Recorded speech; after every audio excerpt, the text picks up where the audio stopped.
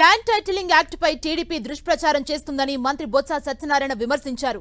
Land titling act లో assigned ద్వారా Aadhaar registration జరుగుతుందని చెప్పారు. వివాదాలకు తావు లేకుండా యాక్ట్ ని రూపొందించినట్లుగా తెలిపారు. కానీ ప్రతిపక్షాలు మాత్రం అసత్యాలు ప్రచారం చేస్తూ ప్రజల్లో అపోహలు సృష్టిస్తున్నాయని మండిపడ్డారు. మోసాలు ఉన్నది మెమోలున్నది ఒకటైతే విపక్షాలు మరొకటి చేస్తున్నాయని ఆగ్రహం వ్యక్తం చేశారు. ఎలక్షన్లు ఉన్నాయి కాబట్టి కానీ లేకపోతే క్రిమినల్ యాక్షన్ తీసుకోవాలి. ఇలాంటి ఫాల్స్ ఇన్ఫర్మేషన్ పాస్ ఆన్ చేసి ప్రజల్లో గందరగోళం సృష్టించి రిజిస్ట్రేషన్ జరిగినప్పుడు జిరాక్స్ కాపీలు ఇస్తారని చెప్పింది పచ్చి అబద్ధం. ఏ ఒక్కరు కూడా అది నమ్మద్దు.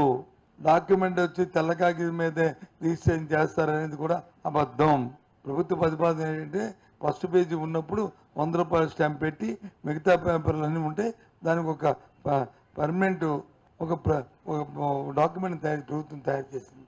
ఏం చేస్తారంటే నీ పేరు, ఊరు, ఎవరు రిజిస్ట్రేషన్ చేస్తున్నారు, ఎవరు అమ్ముతున్నారు, దాని తాలూకా చుట్టుకొలత రేటి, ఏదైతే మనం ఇప్పుడు సమగ్ర భూ జరుగుతుందో జరిపిన తర్వాత వచ్చిన పిఎల్ ఆ ప్లాట్ నెంబర్ ఏదైతే వస్తుందో, ఎల్పి ఏదైతే వస్తుందో, ల్యాండ్ ప్లాట్ తాలూకా ఇన్ఫర్మేషన్ ఉందో అవన్నీ దాంట్లో పొందుపరచాలి.